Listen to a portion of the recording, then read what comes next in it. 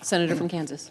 Madam President, I rise today in support of the joint resolution for congressional disapproval striking down the President's revised definitions of waters of the United States. As a fifth-generation farmer, I know how hard-working Kansas farmers work daily to protect our environment and conserve our precious resources. Farmers serve as our land's original and best stewards. We all want to leave this world cleaner, healthier, and safer than we found it. Since coming to Congress, we've worked hard alongside our farmers and ranchers and rural landowners to ensure our waters become cleaner and healthier, and at the same time protect our land and water from aggressive government overreach. This includes working with the previous administration to roll back purposeless, one-size-fits-all federal WOTUS regulations that drive up the cost of doing business for Kansans and detrimental to their ability to care for their crops and livestock. As Kansas farmers, ranchers, businesses, and even municipalities know all too well, the Obama-era definition of WOTUS in 2015 dramatically expanded the federal government's reach with minimal improvements in water quality. Today, this White House's reckless expansion of the WOTUS rule only adds more regulations, more red tape, and costs to everyday life in Kansas. This level of federal overreach is harmful and ill-advised. It's important to note that my colleagues and I requested the administration suspend the rulemaking until the Supreme Court completes its consideration of Sackett versus the EPA. This would allow Congress to craft a lawful, predictable, and reasonable rule. But this request has fallen on deaf ears.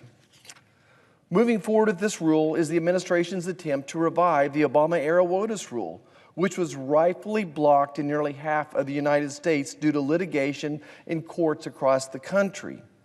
Now, as the saying goes, history repeats itself, and a federal judge recently blocked the implementation of the brand new rule in Texas and Idaho. Now, back home, my farmers are already bracing for the impact. In fact, I heard from one organization that said, and I quote them, "Farmers and ranchers should not have to hire a team of lawyers and consultants to determine how we can farm our land." And I agree.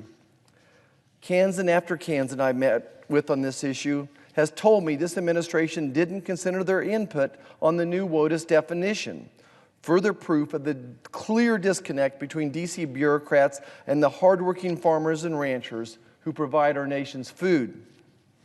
Agriculture, oil and gas, energy, the housing industry, road builders, bridge builders, construction workers, and municipalities have all voiced their disapproval of the rule and the cost of the negative impacts that its adoption will have on American industries and consumers. It seems this administration only listens to radical environmentalists rather than the hardworking, pragmatic voices of the people who love the land, which has been handed down from generation to generation, just like in my family. People who care every bit about the environment as any soul on Capitol Hill does. These are the same people who feed, fuel, and clothe America. This rule is the Biden administration's attempt to federalize our waters and take control of our private land and leave our producers with more questions than answers, more costs than gain. In fact, get this, mitigation costs related to the current White House WOTUS may cost farmers and ranchers over $100,000 per acre. The value of this land itself might be $1,000, $2,000, maybe $5,000 an acre, but mitigation will cost us $100,000 per acre. Let me ask a couple simple questions.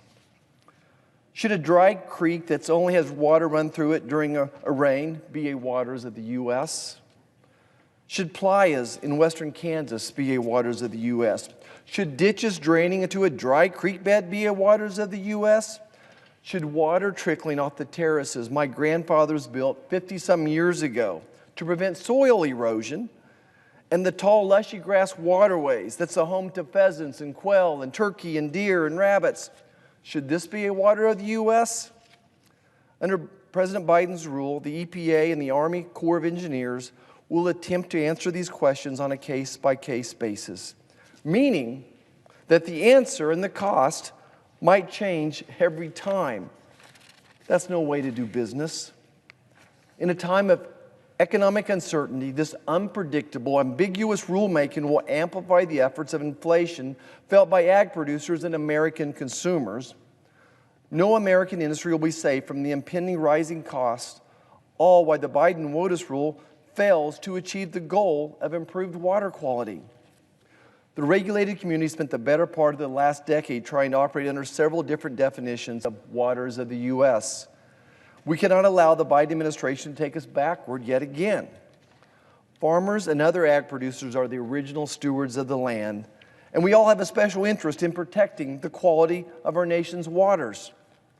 Consistent and clear guidelines and regulations are key to such protections. We cannot keep moving the proverbial goalpost. The Biden administration's failure to understand the ramifications of this is alarming.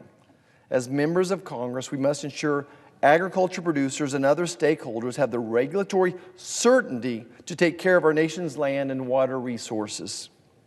The lands and the waters we love, the lands and waters that we're leaving to the next generations, to my children, to my grandchildren. I therefore urge the support of the joint resolution for congressional disapproval, striking down this administration's revised definitions of waters of the United States. Thank you, Madam President, and I yield back.